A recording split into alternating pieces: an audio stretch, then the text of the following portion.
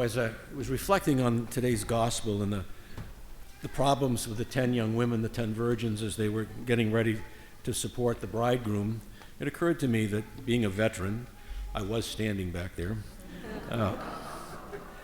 I would kind of analyze this whole issue from a military perspective. Or maybe even if you've ever been a wedding planner, maybe you'll understand also how it went on. But the wedding planner talks to these 10 girls and says, okay, look, your job is to bring your lamps and you're going to provide light because the groom's going to come about 10 o'clock and we'll need lots of light to get there to guide him into the room where we're going to have the party. And so 5 of them go off and say, oh, 10 o'clock, that's a piece of cake, I don't need any extra oil. But the other 5 go, oh, I've been here before, and this has never worked out well.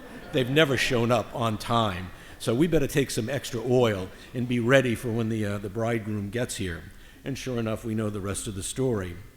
So I look at that as the 5 wise virgins had to integrate knowledge, experience, and a deep understanding to be ready for the uncertainties of life. These are the key components of wisdom that we read about at the beginning in the first reading. Now, if you've been following the readings in the liturgical year, you'll understand that the readings, I think it was last week and you're going to see it today and next week, are focusing on the end times, that life after death, the second coming of Jesus, when Jesus is coming, and that's the focus of them. And so when we look at that, the message in the gospel today is to be like the 5 wise virgins, to prepare ourselves to celebrate the end times, to be ready when Jesus comes.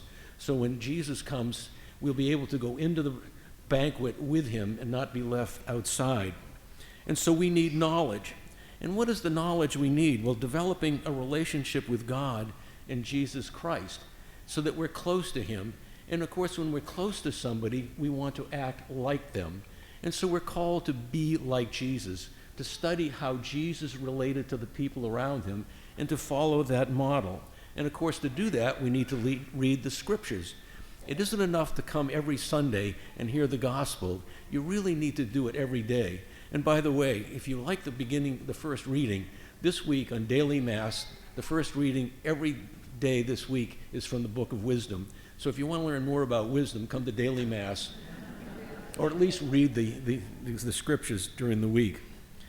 And then, and this tells us that what we should do, not what we want to do. And that's the big problem in dealing with these things. And the unwise virgins did what they wanted to do, not what they should do. They didn't prepare themselves properly for their jobs, and so therefore they were literally fired at the last time. We don't want to be outside the gate when Jesus comes. And what are the experiences that we have in our lives?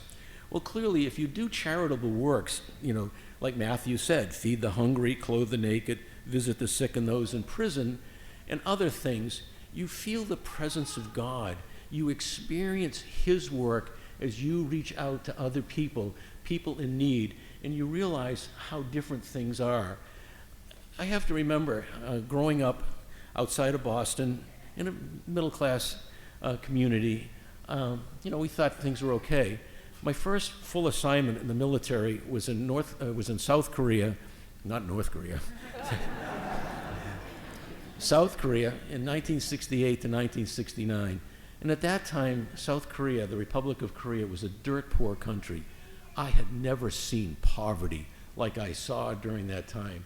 And that experience really changed my life because I realized that, I was comfortable, but many people were not. And as I reflect on it today, that scene is carried out in thousands or hundreds of countries throughout the world where people are living day to day on almost no food and clearly very little money. So when you experience those things, you begin to see what Jesus was trying to tell us, that if we all want to get into the heavenly banquet, we all need to work together and to experience it. And as we know that throughout life we run into uncertainties, I always like that phrase is, if you want to make God laugh, make a plan. And clearly, I'm sure everybody in this room has made a plan that didn't work out the way they thought it was going to work out. And so you have to be ready and be flexible. And this is what the 5 wise virgins did. They knew that 10 o'clock was not going to happen.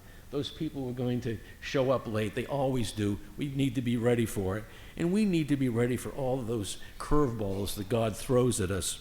We need to be flexible in dealing with issues, and we need to be prepared. And I like to think of leaning heavily on our prayer life for support. And I often think that when we pray regularly, we do charitable things, we're making deposits in our spiritual bank. And then when a tragedy or crisis comes along, we're ready to make withdrawals from that bank account. But if you don't have anything in your spiritual bank, when a crisis comes, you're not ready to deal with it.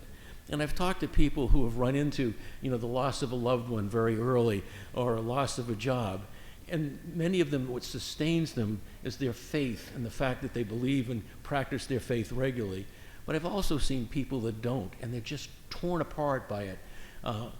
Clearly we can't explain death, we can't explain tragedy, but having a spiritual bank and something to draw on helps us go through life. I'd like to a quote from Mari Leonard Fleckman. She's a biblical scholar at Holy Cross University. Is it a university or college? Excuse me, in Worcester, Massachusetts. And I read it in the monthly book, Give Us This Day. She wrote, "For people of faith, there is no such thing as divided attention. The focus we give to the things of this world should always be grounded in and fully attentive to God. As we prepare ourselves for the second coming of Jesus, we must always have a focus on God, and this focus is enhanced by knowledge, experience, and coping with uncertainties.